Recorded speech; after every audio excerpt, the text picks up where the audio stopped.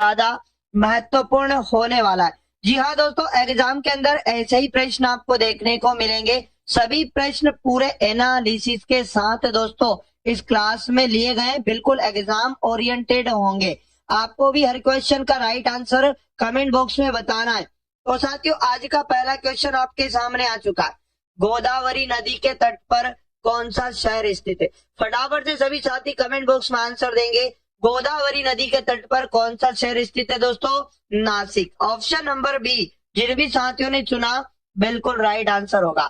बद्रीनाथ दोस्तों याद रखना अलकनंदा नदी के किनारे पर स्थित है।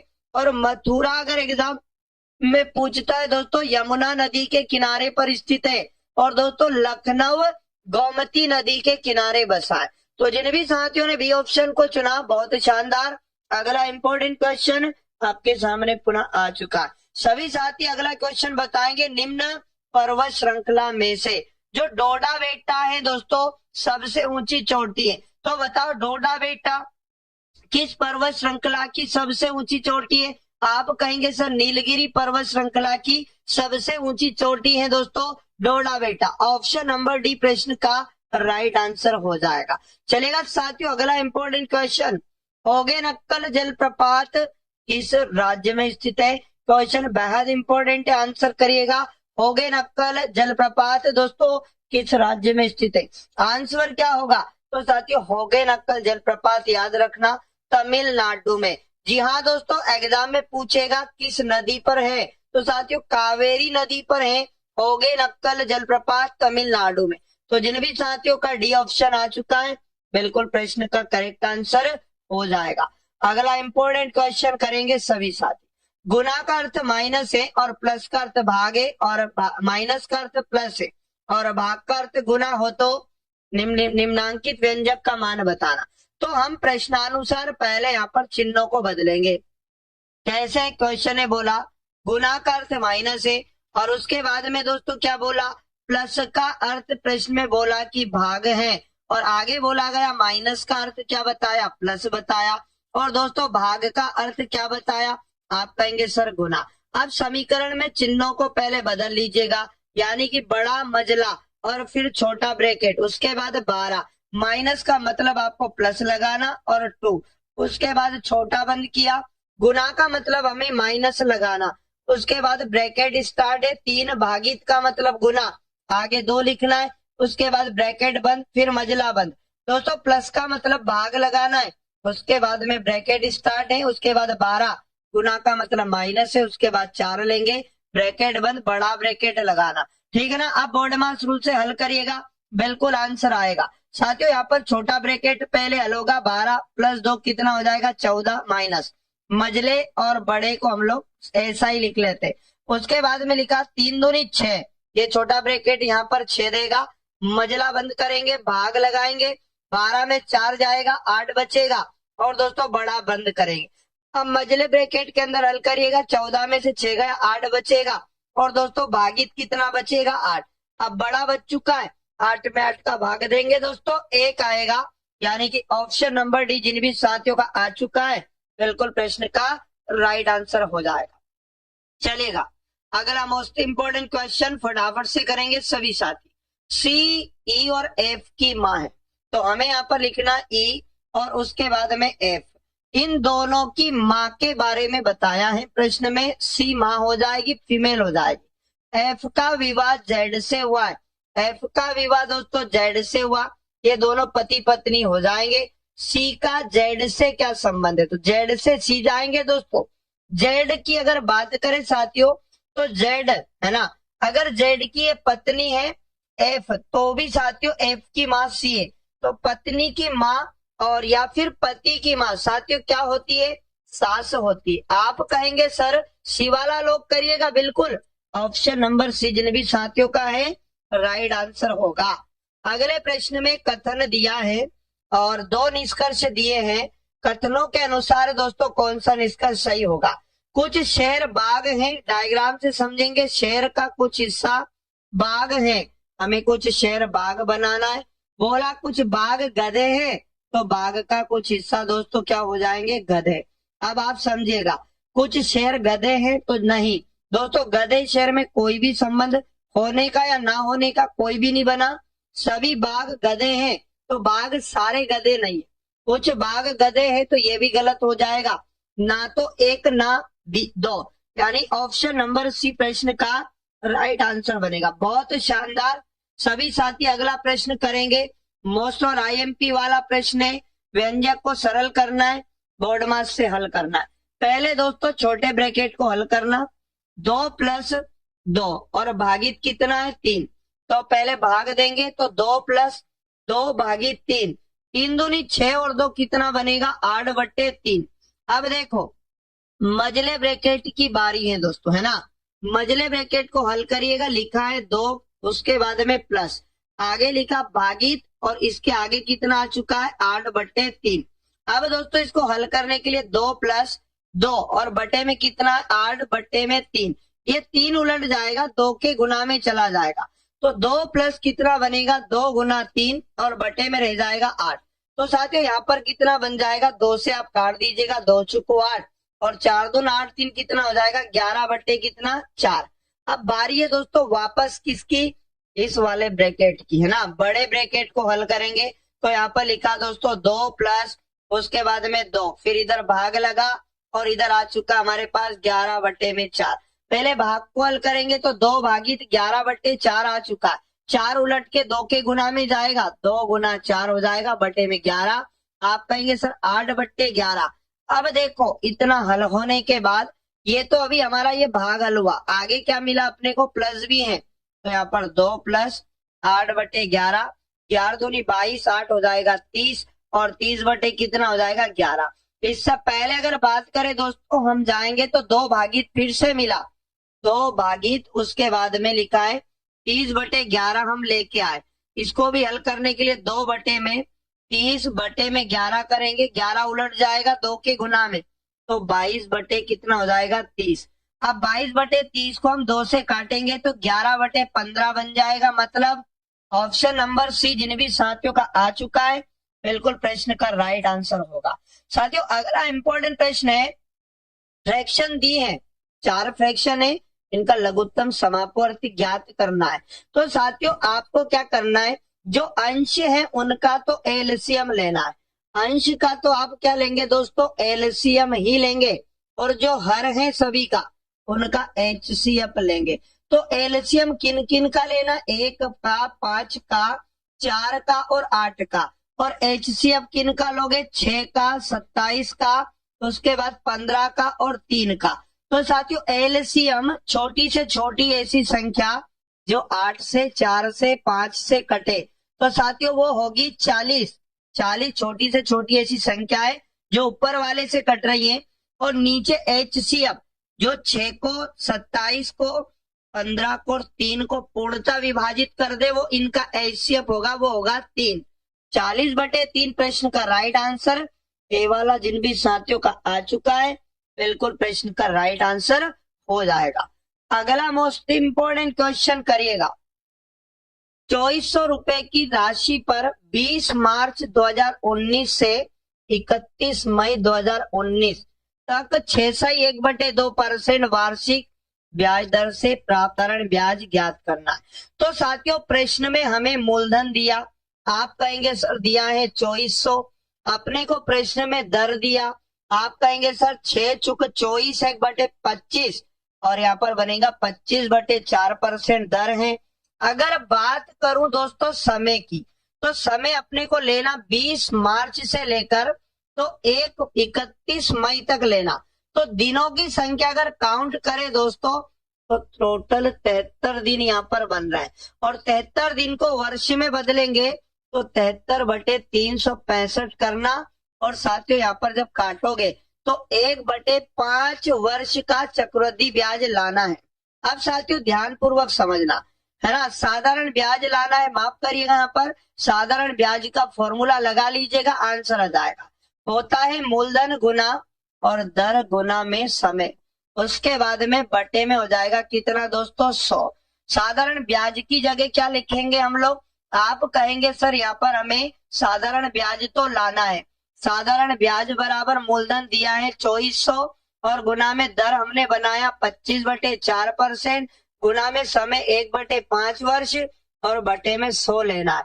2 जीरो से 2 जीरो कट जाएगा, है ना। और यहाँ पर 4 छंग 24 होता है, 5 से काटेंगे 50 25 और 6 का गुना 5 से करेंगे तो कितना हो जाएगा, आप कहेंगे सर 30 रुपए यहाँ पर साधारण ब्याज बनेगा।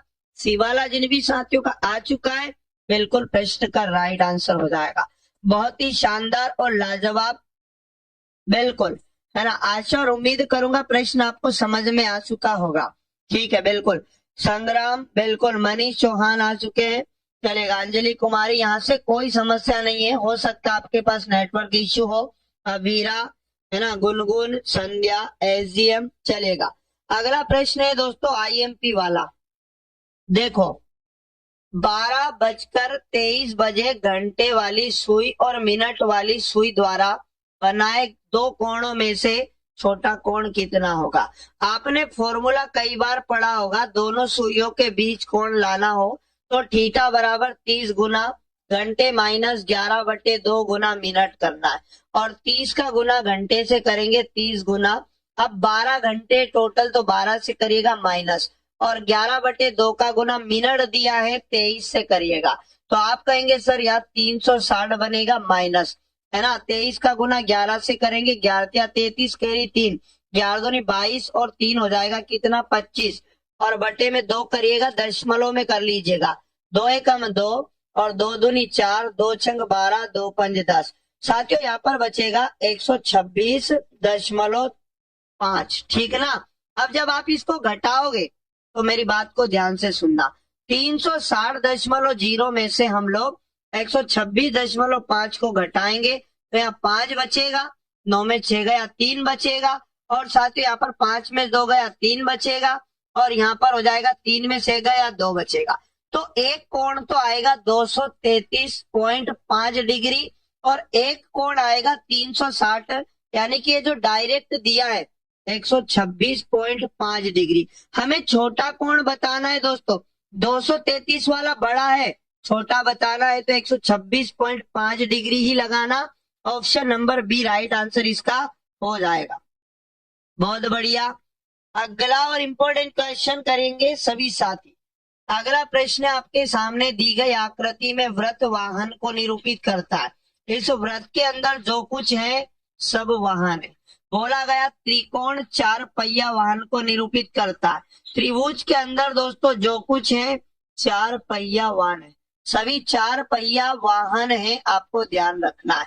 बोला गया आयत कार को निरूपित करता है। आयत के अंदर जो कुछ है सब कार है दोस्तों। कौन सा क्षेत्र कार और 4 पहिया वाहन को निरूपित करता है। कार और 4 पहिया वाहन दोनों को निरूपित करना चाहिए, लेकिन वाहन को नहीं। मतलब वृत्त में जो भी है आपका आंसर नहीं होगा, एस भी नहीं होगा, यू भी नहीं होगा। अब दोस्तों यहाँ पर देखो, ऐसी कौन सी आकृति है, मतलब कौन सा अल्फाबेट है जो साथियों आयत में है और त्रिभुज में कॉमन है, तो क्यों, यानी कि बी वाला प्रश्न का राइट आंसर बनेगा। जिन भी साथियों ने बी को चुना है राइट आंसर इसका हो जाएगा। अगला मोस्ट एमपी वाला प्रश्न, इस प्रश्न में कथन, उसके बाद 2 निष्कर्ष दिए गए। कथन के संबंध में दोनों निष्कर्षों में से कौन सा सही होगा। कथन को पढ़ना है अच्छे से। 2 निष्कर्ष दिए, जिसमें पहला समझो, क्यू बड़ा होगा यू से, मतलब क्यू की साइड दोस्तों मुंह खुला होना चाहिए और यू की साइड मुंह बंद होना चाहिए। तो क्यू और यू के बीच में जो चिन्ह है, इसमें यू की साइड अगर किसी भी चिन्ह का मुंह खुला है तो वो गलत होगा, क्योंकि यू की साइड इस चिन्ह का मुंह बंद रहना चाहिए। अब दूसरा वाला चेक करते हैं, तो यहाँ पर दोस्तों आर की साइड मुंह बंद है, पी की साइड खुला है। तो पी को और आर को देखना, तो आर की साइड तो मुंह बंद है, ये है देखो, और ये बराबर वाला सही होता है। तो यहाँ पी बड़ा भी हो सकता है और बराबर भी हो सकता है आर से, और यहाँ भी ऐसा दिया, तो केवल निष्कर्ष 2 सही हैं, मतलब बी वाला प्रश्न का क्या हो जाएगा, राइट आंसर हो जाएगा। चलिए अगला इंपॉर्टेंट क्वेश्चन आपके सामने आ चुका है, फटाफट से हल करिएगा। एक एथलीट है, 96 सेकंड में 800 मीटर दौड़ता है, उसकी चाल बताना है। साथियों चाल बराबर क्या होता है, आप कहेंगे सर चाल बराबर दूरी बटे में होता है समय। आपको दूरी प्रश्न में दिया है, कितनी दिया 800 मीटर और समय दिया है 96 सेकंड। साथियों किलोमीटर प्रति घंटा में ऑप्शन दिया है, इसमें 18/5 का गुना करेंगे जिससे किलोमीटर प्रति घंटे में बदल जाएगा। ठीक है ना, 6 से काटेंगे, 6 कम 6, 6 छंग 36 और 6 3 18। अब काटो इसको 4 से, 8 से काट लेते, 8 दूनी 16 और 8 कम 8 0 0 और 2 का भाग देंगे हम लोग, 100 में 50 बन जाएगा। 50 को 5 से काटेंगे, 10 बार कटेगा, 3 दाम होता है 30। तो दोस्तों 30 किलोमीटर प्रति घंटा इस प्रश्न का राइट आंसर होगा ऑप्शन नंबर ए। जिन भी साथियों का है बिल्कुल प्रश्न का राइट आंसर हो जाएगा। चलेगा अगला और इम्पोर्टेंट प्रश्न आपके सामने। दो संख्याएं एक तीसरी संख्या से क्रमशः 17% और 50% अधिक है, दोनों संख्याओं का अनुपात बना। तीन संख्याओं की टोटल यहाँ प्रश्न में बात हो रही है और दो संख्याओं को तीसरी से कंपेयर किया, तो आप तीसरी को पहले 100 मान लो, है ना, और पहली संख्या तो 17% ज्यादा है 100 से, तो 117 हो जाएगी, और दूसरी 50% अधिक है तो 150 हो जाएगी। अब पहली और दूसरी में अनुपात बताना है, 117 को और 150 को अनुपात में बदल दो। 3 से दोनों नंबर कट रहे हैं, 3 दूनी 6, 3 त्रिया 9, 3 बार में 9, 2 बचा, 3 9 27 और 3 5 15 और 0 यानी कि 39/50 राइट आंसर होगा। और जिन भी साथियों का ऑप्शन नंबर सी आया बिल्कुल इस प्रश्न का सही जवाब होगा। चलिए अगला प्रश्न है, 10 प्रेक्षणों का औसत दिया है, आप तुरंत इनका क्या कर लो, योग निकाल लो। 46 गुना 10 करेंगे 460, दोस्तों इनका क्या बनेगा, योग बनेगा। बाद में ये ज्ञात हुआ कि 142 की जगह 42 पढ़ लिया गया था, मतलब 142 लिखना था लेकिन खाली 42 लिख लिया था, तो कितना कम लिख लिया था। आप ये चेक करके इतना और जोड़ दो, सही योग बन जाएगा। आप कहेंगे सर 0 4 4 घटाया तो यहाँ पर भी 0 बचेगा, यानी कि यहाँ पर 100 कम जोड़ लिया था।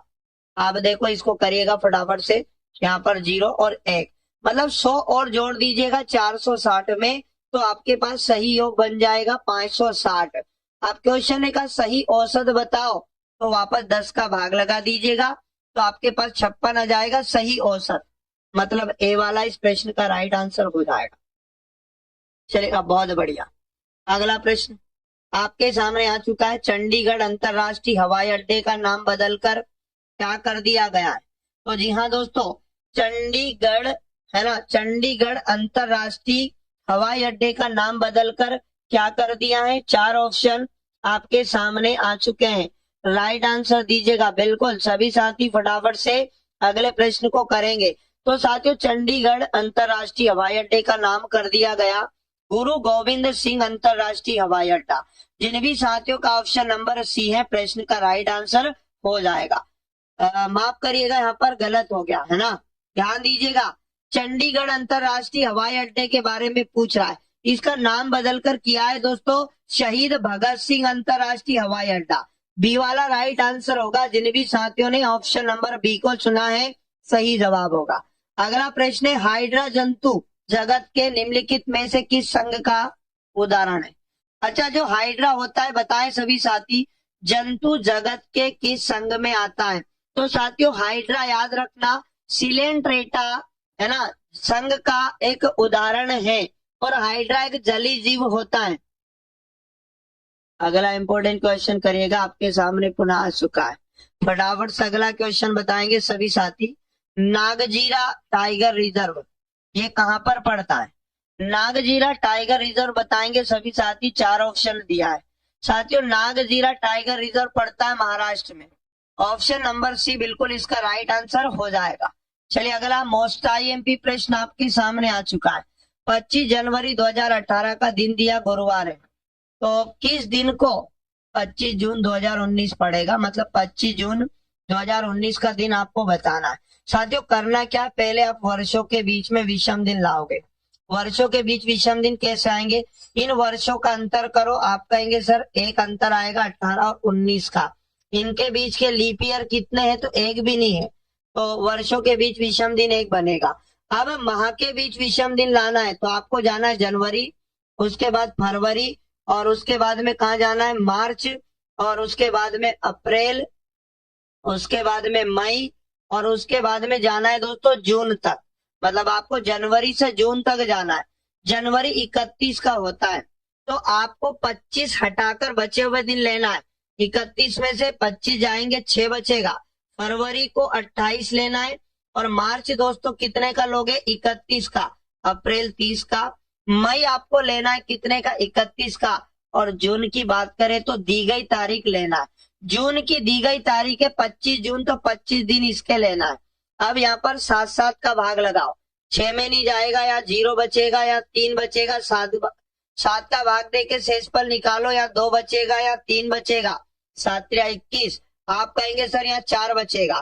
देखो 6 में 3 जोड़ा 9, 9 में 7 का भाग देंगे, 2 बचा। 2 में 2 जोड़ा 4, 4 3 7, मतलब 0 शेष बचा। तो फाइनली शेष कितना बचा दोस्तों? 4। अब ईयर के केस में भी आगे जाना है और महीने के केस में भी आगे जाना, तो 4 + 1 करिएगा 5। तो दिए गए दिन में आपको 5 जोड़ देना है। तो साथियों गुरुवार में आप क्या करिएगा? 5 जोड़ दीजिएगा। तो गुरु के बाद में शुक्र, शनि, रवि, सोम, मंगल, मंगलवार इस प्रश्न का क्या बनेगा? राइट आंसर बनेगा। जिन भी साथियों का डी ऑप्शन आया, बिल्कुल प्रश्न का सही जवाब हो जाएगा। चलेगा, बहुत ही शानदार। अगला प्रश्न आपके सामने पुनः। अनीता बिंदु ए से 100 मीटर चली और दाएं मुड़कर 45 मीटर चली। अब किस दिशा में वो चली दोस्तों नहीं बताया, तो बिंदु ए मान लो किसी भी दिशा में चलना स्टार्ट करो। 100 मीटर का लाइन बनाया, फिर दाएं मुड़ी 45, तो दाया नीचे होगा। 45 का लाइन हमें छोटा बनाना है। 45 मीटर चली, फिर से दाई और मुड़ी, और 100 मीटर चली, तो अब दाया इधर होगा, और 100 मीटर वापस हमें इधर जाना है। तो ये 100 मीटर चली। उसके बाद में बिंदु बी पर पहुंच गई। क्वेश्चन ने कहा ए और बी के बीच की दूरी बताओ, तो ये दूरी कितनी होगी? तो इसके समांतर ये दूरी कितनी है? 45। तो ये दूरी भी 45 हो जाएगी। बी वाला बिल्कुल इसका राइट आंसर बनेगा। जिन भी साथियों ने बी ऑप्शन दिया, बहुत बढ़िया। उस वेन आरेख का चयन करें जो नीचे दिए गए वर्गों के समूह के बीच के संबंध को सर्वोत्तम ढंग से निरूपित करता है। आपको ये बताना है दोस्तों यहाँ पर, है ना। अगला ध्यान पूर्वक समझिएगा दोस्तों। 4 ऑप्शन आपके सामने है ना। लड़के फुटबॉल खिलाड़ी और क्रिकेट प्रशंसक के बीच में सही संबंध कौन सा होगा? तो साथियों यहाँ पर याद रखना, फुटबॉल खिलाड़ी है ना। तो देखो एक डायग्राम आपने बनाया, मान लो लड़के का। लड़के जो होते हैं कुछ क्या होते हैं दोस्तों? फुटबॉल खिलाड़ी होते हैं। फुटबॉल खिलाड़ी होते हैं कुछ लड़के, और लड़के और फुटबॉल खिलाड़ियों में कुछ साथियों क्रिकेट प्रशंसक होते हैं, ठीक ना। तो ये संबंध सही रहेगा, मतलब ए वाला जिन भी साथियों ने चुना है राइट आंसर हो जाएगा। अगला मोस्ट एमपी प्रश्न है, विश्व थायराइड दिवस कब मनाया जाता है? इसका आंसर दीजिएगा। बहुत शानदार। अगला प्रश्न आपके सामने है, विश्व थायराइड दिवस कब मनाया जाता है? 4 ऑप्शन दिया है। तो साथियों याद रखना, विश्व थायराइड दिवस 25 मई को मनाया जाता है। और साथियों 17 जून को याद रखना, मरुस्थलीकरण और सूखे से निपटान के लिए अंतरराष्ट्रीय दिवस मनाया जाता है। और 23 मार्च को आपको याद रखना है, भगत सिंह, सुखदेव और राजगुरु की पुण्यतिथि मनाई जाती है। और साथियों यहाँ पर 30 अप्रैल को अंतरराष्ट्रीय जैज दिवस मनाया जाता है। अंतरराष्ट्रीय जैज दिवस याद रखना दोस्तों, नया है, एग्जाम में पूछ सकता है। 30 अप्रैल को मनाया जाता है। अगला, बंकापुर मयूर अभ्यारण्य किस राज्य में स्थित है? सभी साथी इसका आंसर दीजिएगा, अति महत्वपूर्ण वाला प्रश्न है। बंकापुर मयूर अभ्यारण्य किस राज्य में पड़ता है? कर्नाटक में पड़ता है। ए वाले सभी साथियों का आंसर सही होगा। साथियों कर्नाटक का भी एक जिला याद रखना, हावेरी जिला, ठीक ना। हावेरी जिले में पड़ता है बंकापुर मयूर अभ्यारण्य दोस्तों। तो जिन भी साथियों ने ए को चुना, सही जवाब हो जाएगा।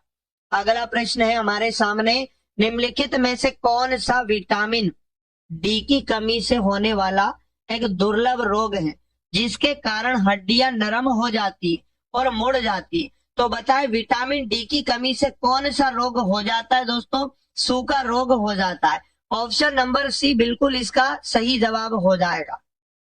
अगला और इम्पोर्टेंट क्वेश्चन जो आपके सामने आ चुका है, बहुत बढ़िया। अगला प्रश्न बताइएगा, 4 ऑप्शन आपके सामने आ चुका है। किसी कक्षा के 40 विद्यार्थी उनकी लंबाई के अवरोही आरोही क्रम में पंक्ति में खड़े हैं। सुहानी आगे से 8वें स्थान पर है, जबकि साइमा पीछे से 8वें स्थान पर है।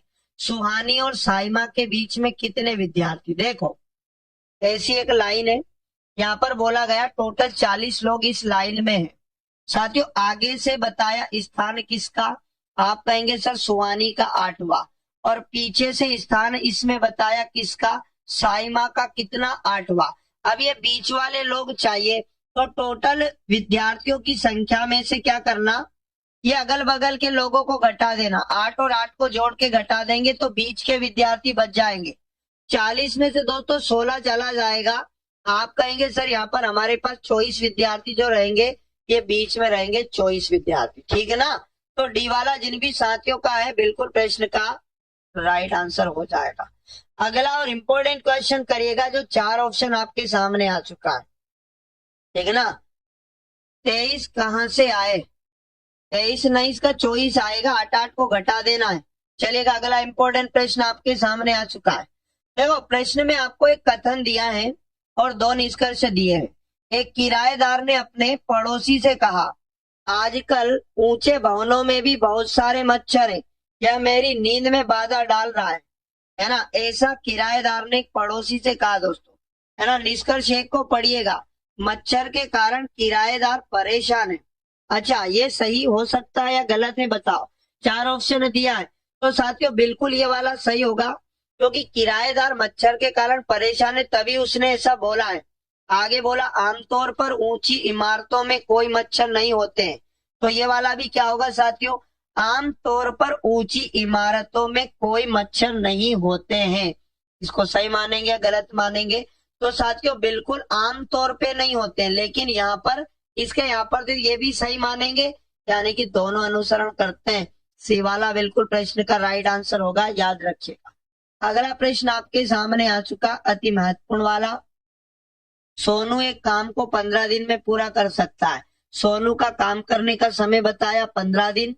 मोनू उस काम को करने का समय बताया दोस्तों मोनू का, मोनू 10 दिन में कर सकता है। और टीपू उसी काम को कितने समय में कर सकता है? 12 दिन में। टोटल वर्क होगा इनका एलसीएम कितना बनेगा दोस्तों? 60। एक एक दिन का काम निकाल लो, 15 चुक हो जाएगा 60, 10 चंग 60 होगा और 12 पंज 60 होगा। अब तीनों मिलकर उस काम को कितने समय में कर पाएंगे? तो इनका एक एक दिन का काम जोड़ लीजिएगा, 6 + 4 + कितना? 5, यानी मिलकर एक दिन में 15 यूनिट काम करते हैं। तो पूरा 60 यूनिट काम होने में कितना समय लगेगा? 15 का भाग देंगे, 15 चुक 60, यानी कि 4 दिन। इस प्रश्न का राइट आंसर बनेगा ऑप्शन नंबर डी, इसका सही जवाब है।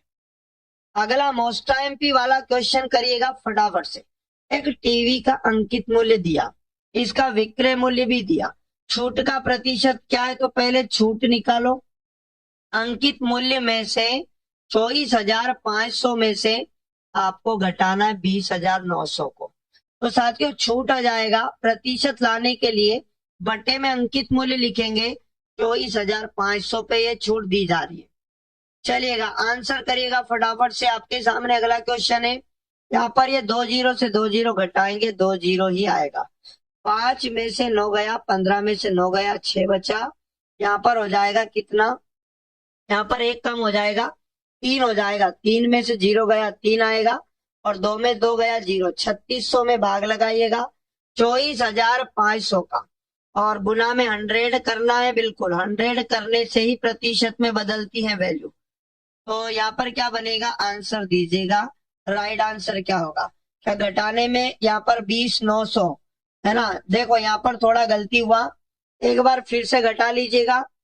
24,500 दिया है और इसमें से घटाना 20 है ना, मतलब 0 और 90 को। ठीक है ना? तो अब क्या बन रहा है? यहाँ पर 1 बचा, यहाँ पर बचेगा 4, और यहाँ पर हो जाएगा 4 और 0। साथियों छूट बनेगी 4410 की, और बटे में किस पर? आप कहेंगे सर 24,500 पर, गुना में 100 करिएगा। 2 जीरो से 2 जीरो कटेगा, 5 से काटेंगे, 5 चुक 20, आप कहेंगे 4 बचा, 5 9 45।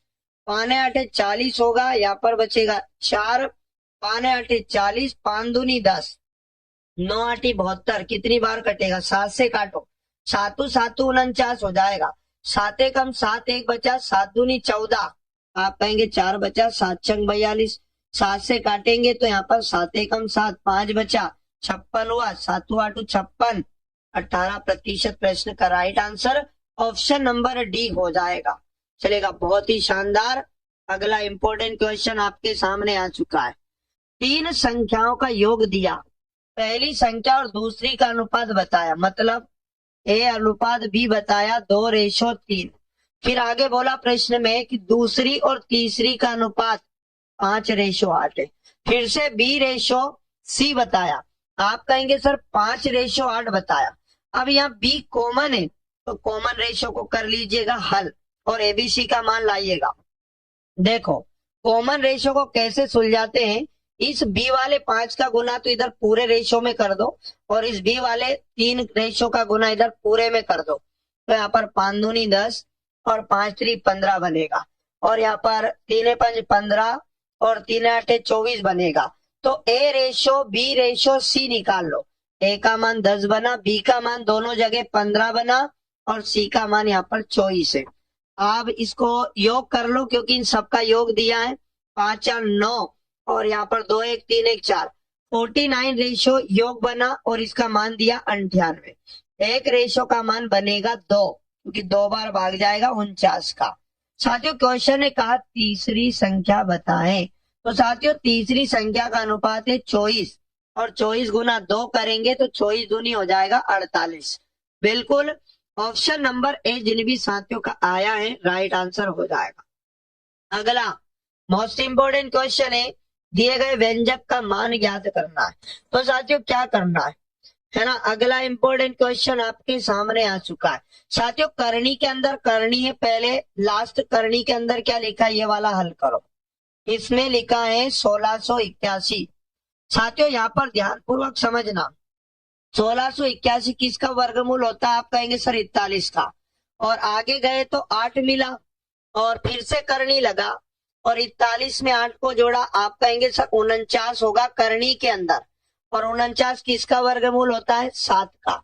तो जी हाँ दोस्तों, डी वाला इस प्रश्न का राइट आंसर बन जाएगा। बहुत ही शानदार और लाजवाब। अगला प्रश्न आपके सामने आ चुका है, निम्नलिखित में से कौन सा पंचवर्षीय योजनाओं का एक लक्ष्य नहीं था। साथियों 4 ऑप्शन आपके सामने है, आंसर दीजिए। पंचवर्षीय योजनाओं का एक लक्ष्य क्या नहीं था, विकास करना, सुरक्षा करना, निष्पक्षता, आत्मनिर्भरता। तो साथियों पंचवर्षीय योजनाओं का जो उद्देश्य था वो सुरक्षा नहीं था, बाकी विकास, निष्पक्षता, आत्मनिर्भरता ये पंचवर्षीय योजनाओं के क्या थे, लक्ष्य थे, याद रखना। बिल्कुल। अगला प्रश्न आपके सामने पुनः आ चुका है, पौधों के विभिन्न पहलुओं के वैज्ञानिक अध्ययन को क्या कहा जाता है। तो पौधों का जो अध्ययन होता है साथियों वनस्पति विज्ञान के अंतर्गत किया जाता है। बेहद अच्छे तरीके से प्रश्न आपको याद होना चाहिए। अगला प्रश्न आपके सामने पुनः आ चुका है, हॉकी मैच में एक टीम में कितने खिलाड़ी होते हैं। तो साथियों हॉकी मैच की एक टीम में कितने खिलाड़ी होते हैं, आप कहेंगे सर 11, और 11 ही खिलाड़ी साथियों क्रिकेट में भी होते हैं, याद रखना। क्रिकेट में भी कितने होते हैं साथियों, आप कहेंगे सर 11 ही होते हैं। अब देखो इंपोर्टेंट जानकारी बता रहा हूं, ध्यान से सुनना। साथियों 10 खिलाड़ी किस खेल में होते हैं, तो याद रखना लाक्रोस खेल में होते हैं। एक खेल का नाम याद रखिएगा, लाक्रोस खेल में 10 खिलाड़ी होते हैं, और 9 खिलाड़ी अगर एग्जाम में पूछ ले तो साथियों एक तो खो खो में होते हैं, है ना, खो खो में भी 9 खिलाड़ी होते हैं, और बेसबॉल में भी साथियों टोटल 9 खिलाड़ी होते हैं, ध्यान रखिएगा। इंपॉर्टेंट प्रश्न है। अगला इंपॉर्टेंट क्वेश्चन जो आपके सामने आ चुका, एक डीलर ने 10% छूट पर इसके मूल कीमत पर एक वस्तु खरीदी। तो मान लो वस्तु का अंकित मूल्य, अगर अंकित मूल्य वस्तु का कितना था 100 रुपए, तो इसे कितने रुपए में 10% छूट के बाद खरीदा, कितने में बेचा गया होगा, आप कहेंगे सर 100 पे 10% छूट मिली 90 में। क्वेश्चन ने कहा जो मूल कीमत थी 35% अधिक राशि पर बेचा, मतलब फिर से बेचा मतलब नया। विक्रय मूल्य, अब मूल कीमत 100 थी, इतने में बेचा फाइनली 135 में। 35% ज्यादा, 100 का 35 होता है। साथियों आगे बढ़ते हैं, तो उसे कितने प्रतिशत का लाभ हुआ? फाइनली उसने 90 में खरीदा था, 135 में बेचा, बताओ कितना लाभ हुआ? आपका आंसर क्या होगा? आंसर दीजिएगा। आप 135 में से करिएगा 90 को माइनस, तो बिल्कुल उसका लाभ निकल के आ जाएगा। साथियों यहाँ पर बचेगा 45, और लाभ का प्रतिशत लाना है। लाभ बटे क्रय मूल्य, 45 बटे 90 में खरीदा था, गुना में 100, 45 दूनी 90, 2 से काटेंगे दोस्तों, 50% का क्या हो जाएगा? लाभ। मतलब बी वाला इस प्रश्न का राइट आंसर बनेगा। जिन भी साथियों का बी ऑप्शन आया है, बिल्कुल प्रश्न का राइट आंसर है। बहुत बढ़िया। अगला प्रश्न आपके सामने पुनः आ चुका है। जब वार्षिक रूप से संयोजित किया जाता है ब्याज, तो बैंक खाते में धनराशि 7 साल में दुगनी हो जाती है, और इसी धनराशि को 8 गुना होने के लिए कितना समय चाहिए? तो समझना, मान लो 1 रुपया मूलधन था, अब 7 सालों में ये दुगना हो गया 7 वर्ष में, है ना। 2 गुना हो गया 1 रुपया, मतलब 2 रुपया बन गया। चक्रवृद्धि ब्याज में होता क्या है साथियों? ये सीआई से करिएगा, सीआई से करना है इसको, है ना। फिर से ये 2 रुपया पुनः 2 गुना हो जाएगा, तो कितना समय? सेम समय लगेगा जितना समय आगे लगा था, तो यहाँ भी 7 वर्ष का समय लगेगा। तो 2 रुपया वापस 4 रुपया बन जाएगा, 4 रुपया फिर 2 गुना हो जाएगा, फिर उतना ही समय लगेगा जितना पीछे लगा था। तो 4 दूनी कितना हो जाएगा? 8।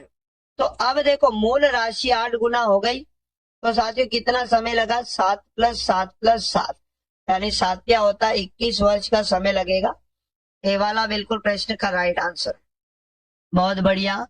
अगला और इम्पोर्टेंट क्वेश्चन जो आपके सामने पुनः आ चुका है, फटाफट बताएंगे सभी साथी।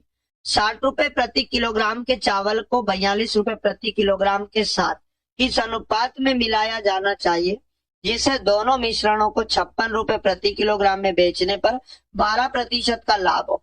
तो मिश्रण विधि लगाइएगा, पहला और दूसरा क्रय मूल्य, है ना। पहले प्रकार का क्रय मूल्य 60, और दोस्तों दूसरे प्रकार के मिश्रण का क्रय मूल्य 42।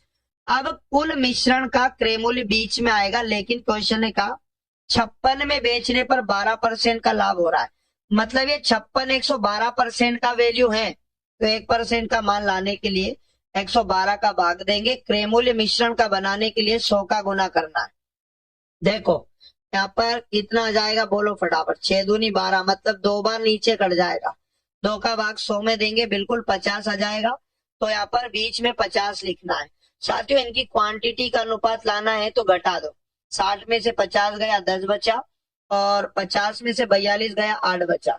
इनको काट दीजिएगा, 2 चुको 8 और 2 पंज 10, 4:5 बनेगा। सी वाला प्रश्न का सही जवाब है। अगला, कार्बिलान कप निम्नलिखित में से किस खेल से संबंधित है? 4 ऑप्शन दिया, फटाफट से आंसर दीजिएगा। कार्बिलान कप का संबंध दोस्तों किस खेल से हो जाएगा? टेबल टेनिस से हो जाएगा, याद रखना।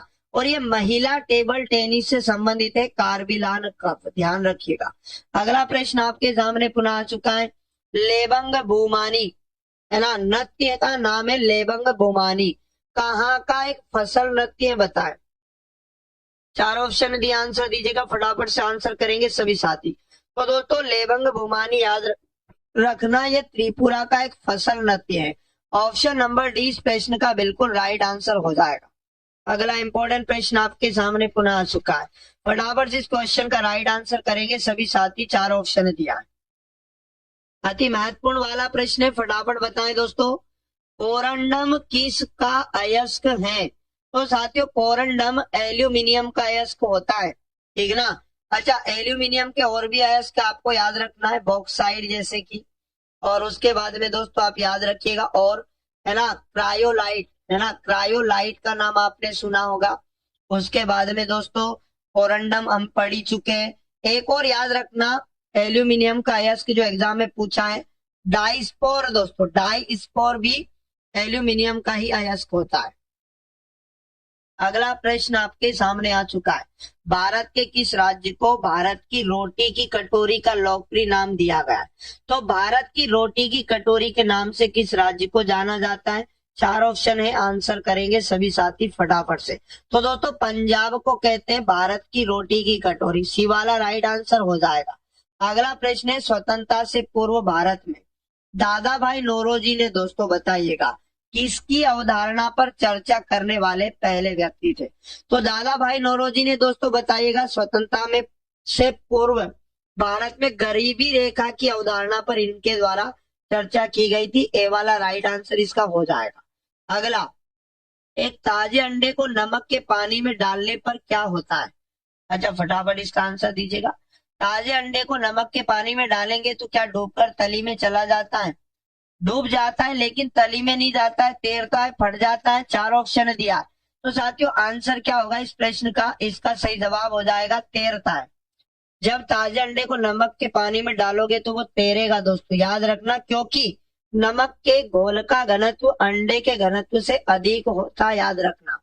अगला इंपॉर्टेंट प्रश्न है जो आपके सामने आ चुका है, निम्नलिखित में से किस संस्था की स्थापना 1982 में राष्ट्रीय स्तर पर किसानों के लिए ऋण सुविधा को सुव्यवस्थित करने के लिए की गई थी? तो साथियों किसकी स्थापना की गई थी 1982 में? नाबार्ड की, है ना। और नाबार्ड का मुख्यालय अगर एग्जाम के अंदर पूछता है तो साथियों इसका जो मुख्यालय कहाँ पड़ता है आपको याद रखना दोस्तों, मुंबई में नाबार्ड का हेडक्वार्टर है। बहुत इंपॉर्टेंट प्रश्न है। अगला प्रश्न है, टेलीविजन का आविष्कार किसने किया? सभी साथी आंसर करिएगा। तो जी हाँ दोस्तों, जेल बेड, सबको आना चाहिए। जेल बेड के द्वारा दोस्तों याद रखना, है ना, टेलीविजन का आविष्कार किया था। और जेल बेड स्कॉटलैंड के दोस्तों निवासी थे, ये भी आपको याद रखना है। अगला प्रश्न है, निम्नलिखित में से कौन 19वीं सदी में कथक नृत्य के प्रतिपादक थे? अच्छा बताएं फटाफट से, 19वीं सदी में कथक नृत्य के प्रतिपादक कौन थे? 4 ऑप्शन दिया है, राइट आंसर दीजिएगा फटाफट। तो साथियों कथक नृत्य के जो प्रतिपादक थे कालिका प्रसाद थे। और साथियों याद रखना इनका घराना भी एग्जाम में पूछ लेगा, तो ये कालिका घराने से ताल्लुक रखते थे। सॉरी माफ करिएगा, कालिका प्रसाद तो इनका नाम था, और जो इनका घराना है दोस्तों याद रखना ये लखनऊ घराने से ताल्लुक रखते थे। इनका संबंध दोस्तों लखनऊ घराने से था, याद रखना। कालिका प्रसाद इनका नाम है। 19वीं सदी में एक कथक नृत्य के क्या थे? प्रतिपादक थे। चलेगा, अगला इंपॉर्टेंट प्रश्न आपके सामने आ चुका है, ठीक है ना। अगला इंपॉर्टेंट क्वेश्चन है दोस्तों, फटाफट से आंसर दीजिएगा। जिस स्पेस शटल अंतरिक्ष यान से सुनीता विलियम्स पृथ्वी से परे गई थी उसका नाम क्या था?